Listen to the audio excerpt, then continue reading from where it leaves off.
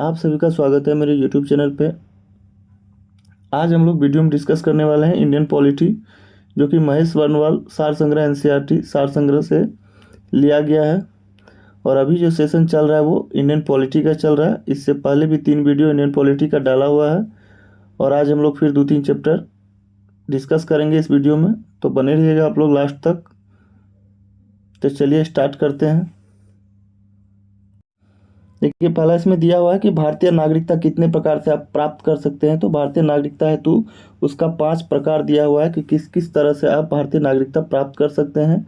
तो जन्म से, वंशाधिकार के द्वारा, फिर पंजीकरण के द्वारा, फिर देशीयकरण के द्वारा और भूमि के अर्जन के द्वारा आप 5 प्रकार से भारतीय नागरिकता प्राप्त किया जा सकता है।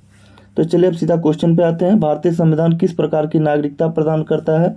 तो भारतीय संविधान जो है वो एकल नागरिकता प्रदान करता है। ध्यान रखिएगा कि भारतीय संविधान किस प्रकार की नागरिकता प्रदान करता है। तो भारतीय संविधान एकल प्रकार की नागरिकता प्रदान करता है। आगे है, संयुक्त राज्य अमेरिका USA ने दोहरी नागरिकता के सिद्धांत को अपनाया है। भारत में एकल नागरिकता है, वहीं पे संयुक्त राज्य अमेरिका की अगर बात करें तो वहाँ पे दोहरी नागरिकता को अपनाया गया है। अमेरिका दोहरी नागरिकता के सिद्धांत को अपनाया है और भारत में एकल नागरिकता है, इस चीज़ को ध्यान रखिएगा। नेक्स्ट है, नागरिक संशोधन अधिनियम 2019। नागरिक संशोधन अधिनियम 2019 CAA में किन देशों के हिंदू, बौद्ध, सिख, जैन, पारसी तथा ईसाई नागरिकों को भारत की नागरिकता प्रदान करने का प्रावधान है। तो इसमें जो है आपको पाकिस्तान है, बांग्लादेश है और अफगानिस्तान है। मुख्य रूप से 3 देश है, पाकिस्तान, बांग्लादेश, अफगानिस्तान। नेक्स्ट है, भारतीय नागरिक की नागरिकता किस आधार पर समाप्त हो सकती है। कह रहा है कि भारतीय नागरिक की नागरिकता किस आधार पर समाप्त हो सकती है। तो ये हो जाएगा आपको परित्याग, पर्यावसन तथा वंचना के आधार पर जो है भारतीय नागरिकता समाप्त हो सकती है। भारतीय नागरिक की नागरिकता किस आधार पर समाप्त हो सकती है। तो परित्याग, पर्यावसान तथा वंचना के आधार पर भारतीय नागरिकता समाप्त हो सकती है। नेक्स्ट है, भारत से बाहर लगातार कितने वर्षों तक रहने पर भारतीय नागरिकता समाप्त कर दी जाएगी। तो 7 वर्षों तक। ध्यान रखिएगा कि भारत से बाहर लगातार अगर 7 वर्ष आप रह रहे हैं तो भारतीय नागरिकता समाप्त कर दी जाएगी। नेक्स्ट है, प्रवासी भारतीय दिवस। प्रवासी भारतीय दिवस कितने समय अंतराल पर मनाया जाता है। तो प्रवासी भारतीय दिवस जो है प्रत्येक 2 वर्षों पे मनाया जाता है और प्रवासी भारतीय दिवस मनाया जाता है 9 जनवरी को मनाया जाता है। प्रवासी भारतीय दिवस मनाया जाता है और इस बार प्रवासी भारतीय दिवस कहाँ मनाया गया है। तो उड़ीसा में मनाया गया है। ठीक है, तो प्रवासी भारतीय दिवस कितने समय अंतराल पर मनाया जाता है। तो प्रति 2 वर्ष पर। नेक्स्ट देखिए, यहाँ पे नागरिकता से संबंधित प्रमुख अनुच्छेद दिया हुआ है, तो इसको डिस्कस करते हैं। अनुच्छेद 5 में है संविधान लागू होने के समय नागरिकता। अनुच्छेद 5 में संविधान लागू होने के समय नागरिकता है। फिर 6 में है पाकिस्तान से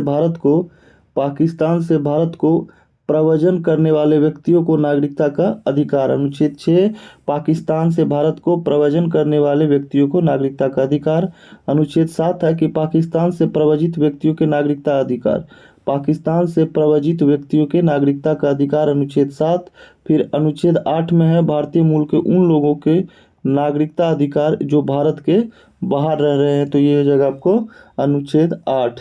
अनुच्छेद 9 में है जिस व्यक्ति ने स्वेच्छा से विदेशी नागरिकता प्राप्त कर ली उसकी भारतीय नागरिकता को समाप्त मान ली जाएगी। यह अनुच्छेद 9 में है।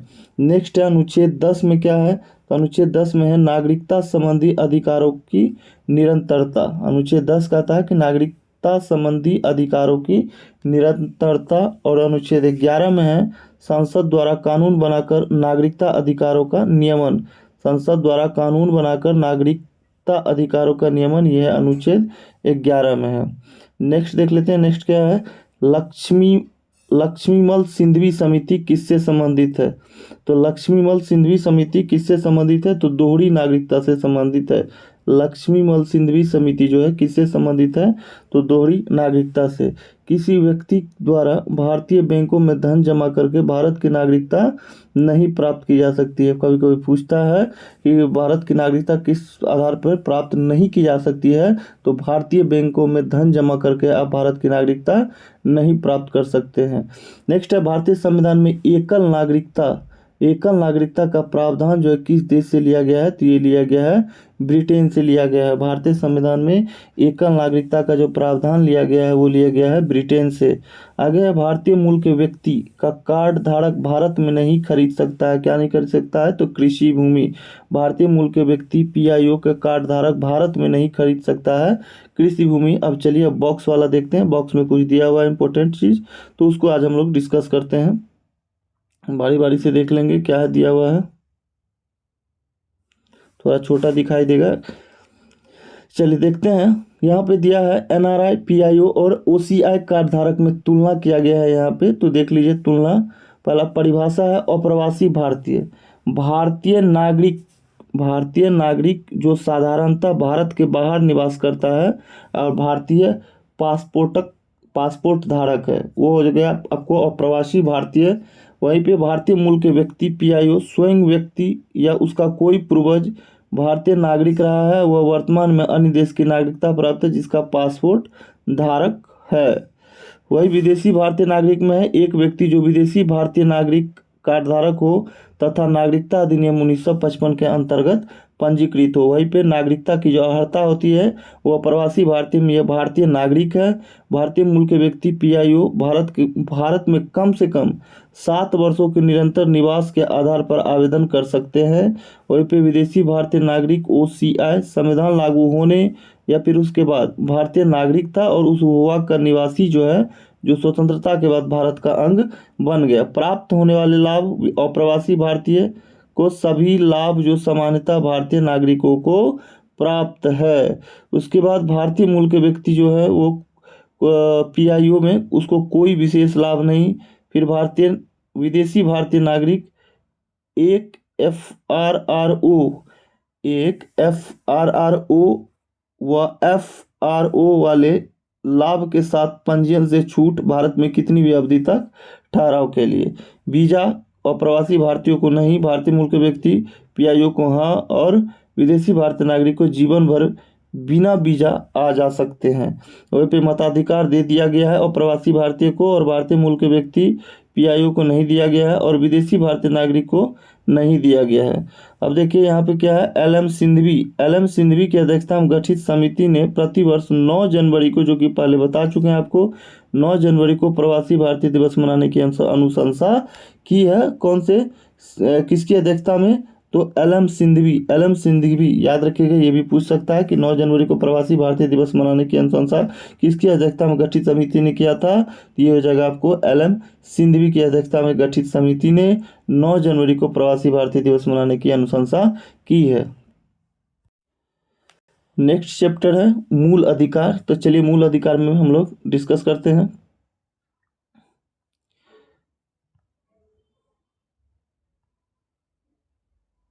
चलिए, तो पहला है भारतीय संविधान के किस भाग के अंतर्गत नागरिकों को मौलिक अधिकार प्रदान किया गया है, तो भाग 3 के अंतर्गत, और अनुच्छेद 12 से 35 में जो है नागरिकों को मौलिक अधिकार प्रदान किया गया है। कह रहा है कि भारतीय संविधान के किस भाग में, तो भाग हो जाएगा आपको 3, और अनुच्छेद पूछेगा तो 12 से 35 हो जाएगा, जिसमें कि मौलिक अधिकारों का वर्णन किया गया है। नेक्स्ट है संविधान द्वारा मौलिक अधिकारों को लागू करने की शक्ति किसे प्रदान की गई है, तो ये भी क्वेश्चन बहुत बार पूछा है, इसको याद रखिएगा। संविधान द्वारा मौलिक अधिकार को लागू करने की शक्ति पूछता है कि किसे प्रदान किया गया है, तो सर्वोच्च न्यायालय और उच्च न्यायालय को जो है मौलिक अधिकार को लागू करने की शक्ति प्रदान की गई है। नेक्स्ट है भारतीय संविधान का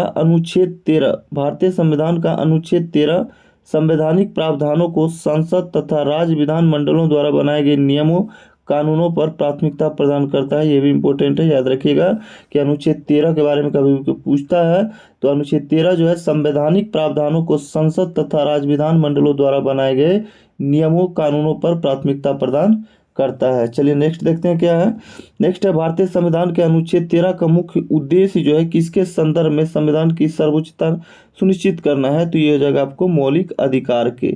फिर से देखिए कि भारतीय संविधान का जो अनुच्छेद 13 है उसका मुख्य उद्देश्य किसके संदर्भ में संविधान की सर्वोच्चता सुनिश्चित करना है, तो ये है आपको मौलिक अधिकारों के। नेक्स्ट है भारतीय संविधान में समानता के अधिकार का विस्तार किन अनुच्छेद में है, तो समानता का अधिकार अनुच्छेद 14 से 18 में आता है। भारत में समानता का अधिकार भारतीय संविधान में जो विस्तार किया गया है वो अनुच्छेद 14 से 18 में। चलिए नेक्स्ट देखते हैं क्या है। नेक्स्ट है भारतीय संविधान का कौन सा अनुच्छेद है जो विधि के समक्ष समता के अधिकार से संबंधित है, तो ये हो जाएगा आपको अनुच्छेद 14। भारतीय संविधान का कौन सा अनुच्छेद है जो कि विधि के समक्ष समता के अधिकार से संबंधित है, तो अनुच्छेद 14 हो जाएगा। आगे है जन्म, लिंग, मूल वंश, जाति, धर्म आदि के आधार पर विभेद का प्रतिषेध जो है ये आपको आर्टिकल 15 में है। एक मूल अधिकार है जिसे समानता के अधिकार के अधीन वर्गीकृत किया गया है। अनुच्छेद 15 कहता है कि आप जन्म, लिंग, मूल वंश, जाति, धर्म के आधार पर आप किसी के साथ भेदभाव नहीं कर सकते हैं, ये कहता है अनुच्छेद 15। आगे भारतीय संविधान की प्रस्तावना में प्रयुक्त समाजवाद शब्द को किस अनुच्छेदों के साथ समग्रता में रखकर सर्वोच्च न्यायालय के द्वारा समान कार्य के लिए समान वेतन का मौलिक अधिकार प्रदान किया गया है, ये हो जाएगा आपको अनुच्छेद 14 से अनुच्छेद 16 हो जाएगा। फिर से सुनिए, भारतीय संविधान की प्रस्तावना में प्रयुक्त समाजवाद शब्द को किस अनुच्छेद के साथ समग्रता में रखकर सर्वोच्च न्यायालय द्वारा समान कार्य के लिए समान वेतन के मौलिक अधिकार प्रदान किया गया है, तो अनुच्छेद 14 से 16 हो जाएगा। नेक्स्ट है भारतीय संविधान के अनुच्छेदों में कौन सा एक लोक नियोजन के विषय में भारत के सभी नागरिकों को अवसर की समानता की गारंटी देता है, तो ये हो जाएगा आपको अवसर की समानता अनुच्छेद 16 के 1 और 16 के 2 हो जाएगा। फिर से सुनिए, भारतीय संविधान के अनुच्छेद में कौन सा एक लोक नियोजन विषय में भारत के सभी नागरिकों को अवसर की समानता की गारंटी प्रदान करता है, तो अनुच्छेद 16 के 1 और 16 का 2 हो जाएगा। अन्य पिछड़ा वर्ग ओबीसी जातियों के वर्गीकरण हेतु किसकी अध्यक्षता में आयोग का गठन किया गया है, तो ये हो जाएगा आपको जस्टिस रोहनी की अध्यक्षता में। अन्य पिछड़ा वर्ग ओबीसी जातियों के वर्गीकरण हेतु किसकी अध्यक्षता में आयोग का गठन किया गया है, तो जस्टिस रोहनी की अध्यक्षता में। नेक्स्ट देखते हैं क्या है। नेक्स्ट दिया हुआ है संवैधानिक उपबंध के बारे में दिया है कि ये केवल भारतीय नागरिकों को प्राप्त मूल अधिकार, और यहाँ पे दिया है भारतीय एवं विदेशी नागरिकों को प्राप्त मूल अधिकार, दोनों के बारे में दिया है। तो पहला देख लीजिए, केवल भारतीय नागरिकों को प्राप्त मूल अधिकार जो है इसमें याद रखिएगा 15 अनुच्छेद 16, 19, 29 और 30 ये याद रखिएगा, जो कि केवल भारतीय नागरिकों को प्राप्त मूल अधिकार है। कौन सा आर्टिकल 15, 16, 19, 29, 30 ये बहुत बार पूछता है, याद रखिएगा ये केवल भारतीय नागरिकों को प्राप्त है। अनुच्छेद 15 वही कहता है कि धर्म, मूलवंश, जाति, लिंग या जन्म स्थान के आधार पर विभेद का प्रतिषेध करेगा, किसी के साथ भेदभाव नहीं होगा। दूसरा कहता है अनुच्छेद 16 की लोक नियोजन के विषय में अवसर की समानता, अनुच्छेद 16 कहता है। अनुच्छेद 19 कहता है कि वाक एवं अभिव्यक्ति, शांतिपूर्ण एवं शस्त्र रहित सम्मेलन करने, संघ एवं सरकारी समिति बनाने, भारत के राज्य क्षेत्र में अबाध संचरण एवं बसने तथा व्यापार करने की स्वतंत्रता, यह है अनुच्छेद 19 में है। चौथा है अल्पसंख्यक वर्गों के हितों का संरक्षण, ये हो जाएगा आपको आर्टिकल 29, 29 में अल्पसंख्यक वर्गों के हितों का संरक्षण, अनुच्छेद 29। नेक्स्ट है शिक्षण संस्थानों की स्थापना और प्रशासन करने का अल्पसंख्यक वर्गों का अधिकार, ये हो जाएगा आपको अनुच्छेद 30। तो फिर से याद रखिएगा कि केवल भारतीय नागरिकों को जो प्राप्त मूल अधिकार है वो आपको 15, 16, 19, 29 और 30 हो जाएगा। और यहीं पे आप देखिए भारतीय एवं विदेशी नागरिकों को प्राप्त मूल अधिकार कौन सा है, तो ये हो जाएगा आपको अनुच्छेद 14, अनुच्छेद 20, अनुच्छेद 21, अनुच्छेद 21 के ए और अनुच्छेद 22 और अनुच्छेद 23, 24, अनुच्छेद 25, 26, 27, 28 ये जो मौलिक अधिकार है ये भारतीय एवं विदेशी नागरिकों को भी प्राप्त है। तो अनुच्छेद 14 में कहता है कि विधि के समक्ष समता और विधियों का समान संरक्षण, यह आपको अनुच्छेद 14 में है, जो कि भारतीय और विदेशी नागरिकों को प्राप्त मूल अधिकार है। दूसरा है अपराधों के लिए दोष सिद्धि के संबंध में संरक्षण, यह अनुच्छेद 20 में है। जीवन का अधिकार अनुच्छेद 21 में है। वहीं पे शिक्षा का अधिकार अनुच्छेद 21 के 1 में है। और कुछ दशाओं में गिरफ्तारी एवं निरोध से संरक्षण जो है ये आपको अनुच्छेद 22 में है। शोषण के विरुद्ध अधिकार अनुच्छेद 23-24 में है। वहीं पे धर्म एवं सांस्कृतिक स्वतंत्रता का अधिकार अनुच्छेद 25, 26, 27, 28 यानी कि 25 से 28 तक है। ये टोटल आर्टिकल जो है ये भारतीय एवं विदेशी नागरिकों को प्राप्त मूल अधिकार है। कौन कौन सा? तो 14, 20, 21, 21 के ए, अनुच्छेद 22, 23, 24 और 25 से लेके 28, 25, 26, 27 और 28। चलिए नेक्स्ट क्वेश्चन देख लेते हैं क्या है।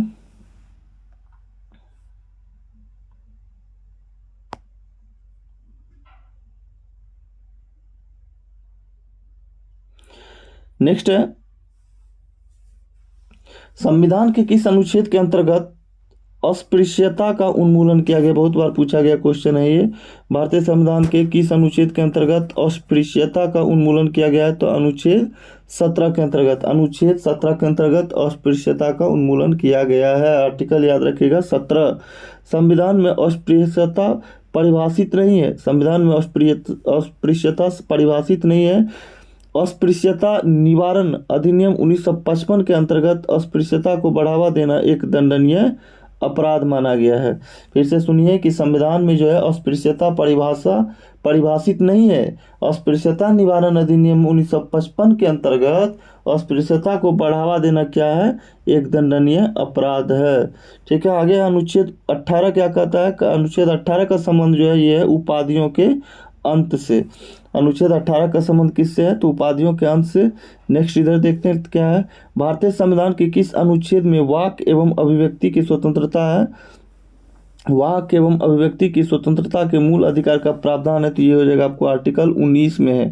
भारतीय संविधान के किस अनुच्छेद में वाक एवं अभिव्यक्ति की स्वतंत्रता के मूल अधिकार का प्रावधान किया गया है? तो अनुच्छेद 19 हो जाएगा। भारत के संविधान में प्रेस की स्वतंत्रता जो है का प्रत्यक्ष प्रावधान नहीं है। भारत के संविधान में प्रेस की स्वतंत्रता का प्रत्यक्ष प्रावधान नहीं है, परंतु यह स्वतंत्रता किस अनुच्छेद में अंतर्निहित है? ये हो जाएगा आपको अनुच्छेद 19 के ए में, 19 के ए में। नेक्स्ट देखिए क्या है।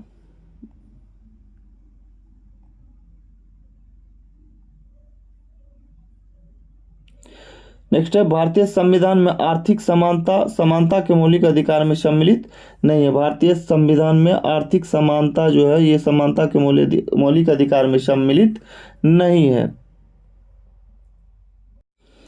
नेक्स्ट यहाँ पे ध्यान से देखिए आप लोग, यहाँ पे दिया हुआ है कि अनुच्छेद 19 के अंतर्गत कितने प्रकार की स्वतंत्रता है? तो 6 प्रकार की स्वतंत्रता है। अनुच्छेद 19 में 6 प्रकार की स्वतंत्रता का वर्णन किया गया है। तो इसमें देख लीजिए 19 के 1A में क्या है? वाक और अभिव्यक्ति की स्वतंत्रता अनुच्छेद 19 के 1A में दिया हुआ है। वाक एवं और अभिव्यक्ति की स्वतंत्रता अनुच्छेद 19 के 1A में दिया है। नेक्स्ट देखिए, शांतिपूर्ण हथियार रहित सम्मेलन का अधिकार, यह अनुच्छेद 19 के 1B में दिया हुआ है। फिर है आगे संगम या संघ या सहकारी समिति बनाने का अधिकार, ये दिया है अनुच्छेद 19 के 1 के C में दिया हुआ है। नेक्स्ट है भारत के राज्य क्षेत्र में आवास संचरण का अधिकार, अनुच्छेद 19 के 1 के D में दिया हुआ है। फिर है कोई भारत के किसी भाग में निवास करने व बसने का अधिकार है, अनुच्छेद 19 के 1 के ई में दिया गया, F को हटा दिया गया है। और नेक्स्ट है कोई वृत्ति, आजीविका, व्यवसाय या व्यापार करने का अधिकार, अनुच्छेद 19 के 1 के जी में दिया गया है। ये है अनुच्छेद 19 के अंतर्गत 6 प्रकार की स्वतंत्रता है। पहला क्या है? तो वाक और अभिव्यक्ति की स्वतंत्रता 19(1) के ए में। दूसरा है शांतिपूर्ण हथियार रहित सम्मेलन का अधिकार, अनुच्छेद 19 के 1 के बी में। नेक्स्ट है संघ या सहकारी समिति बनाने का अधिकार, 19 के 1 के सी में है। फिर है भारत के राज्य क्षेत्र में आवास संचरण का अधिकार, अनुच्छेद 19 के 1 के डी में है। फिर है भारत के किसी भाग में निवास करने व बसने का अधिकार जो है यह अनुच्छेद 19 के 1 के ई में है। नेक्स्ट है कोई वृत्ति, आजीविका, व्यवसाय या व्यापार करने का अधिकार, अनुच्छेद 19 के 1 के जी में है। चलिए नेक्स्ट देखते हैं क्या है। क्वेश्चन है भारतीय संविधान के किस अनुच्छेद के अंतर्गत यह प्रावधान किया गया है कि अपराध के लिए अभिव्यक्ति को स्वयं अपने विरुद्ध आप गवाह बनने के लिए बाध्य नहीं कर सकते हैं? तो यह है आपको अनुच्छेद 20 के सी में कहा गया कि भारतीय संविधान के किस अनुच्छेद के अंतर्गत यह प्रावधान किया गया है कि अपराध के लिए अभिव्यक्ति को स्वयं अपने विरुद्ध गवाह बनाने के लिए बाध्य नहीं किया जा सकता है, तो अनुच्छेद 20 के सी में। नेक्स्ट है संविधान का कौन सा अनुच्छेद है कि दोष सिद्धि के संबंध में अभिव्यक्तियों को दोहरे दंड वह फिर स्व अभिशासन से संरक्षण प्रदान करता है, तो ये प्रदान करता है अनुच्छेद 20। फिर से सुनिए, संविधान का कौन सा अनुच्छेद दोष सिद्धि के संबंध में अभिव्यक्तियों को दोहरे दंड एवं स्व अभिशासन से संरक्षण प्रदान करता है, तो अनुच्छेद 20 हो जाएगा। नेक्स्ट देखिए क्या है, भारतीय संविधान का कौन सा अनुच्छेद है जो कि व्यक्ति की विदेश यात्रा के अधिकार को संरक्षण प्रदान करता है। इसका सही आंसर हो जाएगा अनुच्छेद 21 हो जाएगा। भारतीय संविधान का कौन सा अनुच्छेद है जो कि व्यक्ति की विदेश यात्रा के अधिकार को संरक्षण प्रदान करता है, तो हो जाएगा आर्टिकल 21 हो जाएगा। मौलिक अधिकारों के अंतर्गत कौन सा अनुच्छेद है चूंकि बच्चों के शोषण के विरुद्ध प्रावधान से संबंधित है, तो ये हो जाएगा आपको अनुच्छेद 24 हो जाएगा 24। मौलिक अधिकारों के अंतर्गत कौन सा अनुच्छेद है जो कि बच्चों के शोषण के विरुद्ध प्रावधान से संबंधित है, तो अनुच्छेद 24। नेक्स्ट है, भारतीय संविधान के अनुच्छेद 25 में प्रयुक्त हिंदू शब्द में बौद्ध जैन सिख धर्म सम्मिलित है। यह ध्यान रखिएगा, भारतीय संविधान के अनुच्छेद 25 जो है इसमें हिंदू शब्द में बौद्ध जैन सिख धर्म सम्मिलित है। नेक्स्ट है, भारतीय संविधान के अनुच्छेद 32 के अंतर्गत कौन से अधिकार परिवर्तित किए जा सकते हैं, तो मौलिक अधिकार परिवर्तित किए जा सकते हैं। आर्टिकल 32 के अंतर्गत कौन सा अधिकार है जो कि परिवर्तित किए जा सकते हैं, तो मौलिक अधिकार परिवर्तित किए जा सकते हैं। नेक्स्ट देख लीजिए क्या है, मौलिक अधिकारों का संरक्षक कौन है। बहुत अच्छा क्वेश्चन और पूछा भी गया क्वेश्चन है। मौलिक अधिकारों के संरक्षक कौन है, तो न्यायपालिका होते हैं मौलिक अधिकारों के संरक्षक। आगे भारतीय संविधान का अनुच्छेद 30 के 1 अल्पसंख्यकों को अपनी रुचि के शिक्षा संस्थानों को स्थापित एवं संचालित करने का अधिकार को संरक्षण प्रदान करता है। भारतीय संविधान का जो अनुच्छेद 30 का 1 है, अल्पसंख्यकों को अपनी रुचि के शिक्षण संस्थानों को स्थापित एवं संचालित करने के अधिकार को संरक्षण प्रदान करता है। नेक्स्ट है, डॉक्टर भीमराव अंबेडकर के मौलिक अधिकारों में से किसी संविधान का हृदय और आत्मा कहा है, तो संवैधानिक उपचारों को अधिकार को भीमराव अंबेडकर ने इन्हें संविधान का हृदय एवं आत्मा कहा है। किन्होंने कहा है, तो डॉक्टर भीमराव अंबेडकर ने। नेक्स्ट देख लीजिए क्या है,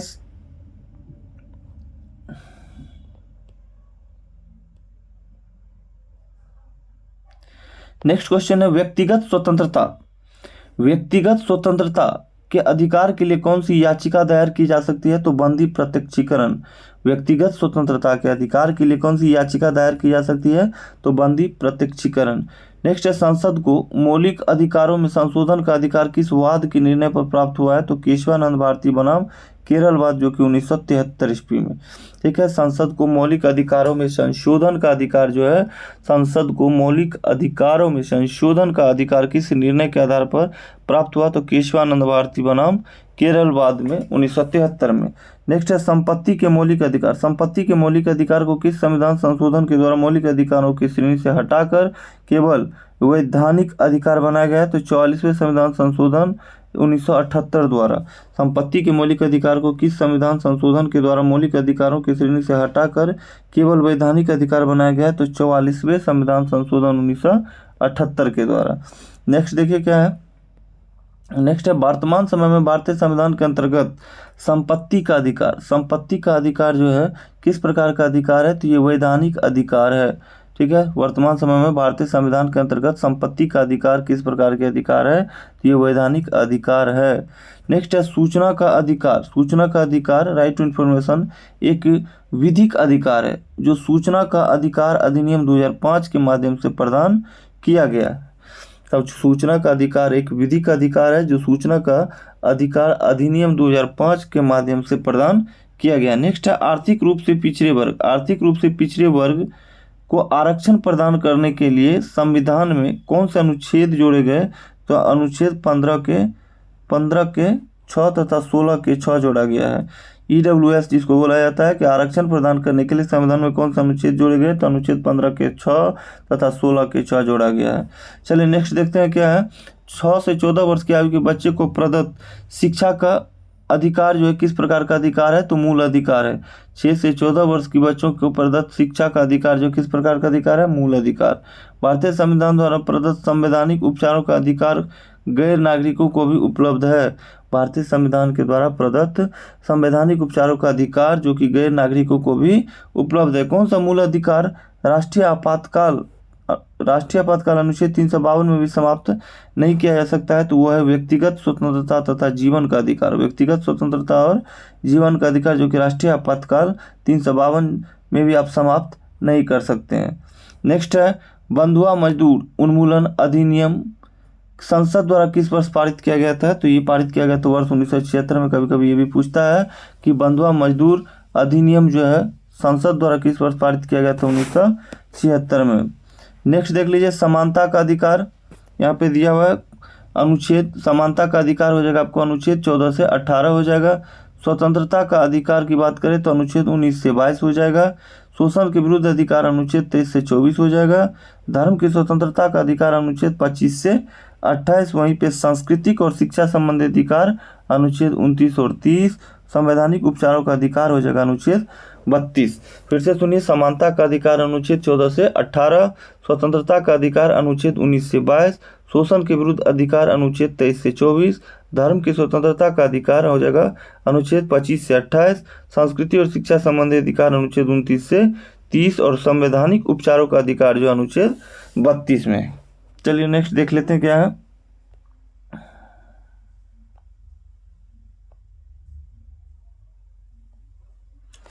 दिया है अनुच्छेद 26। अनुच्छेद 26 के अंतर्गत सभी धर्मावलंबियों को धार्मिक संस्था की स्थापना व धार्मिक कार्यों के प्रबंधन का अधिकार प्राप्त है। कह रहा है कि अनुच्छेद 26 के अंतर्गत सभी धर्मावलंबियों को धार्मिक संस्था की स्थापना व धार्मिक कार्यों के प्रबंधन का अधिकार प्राप्त है।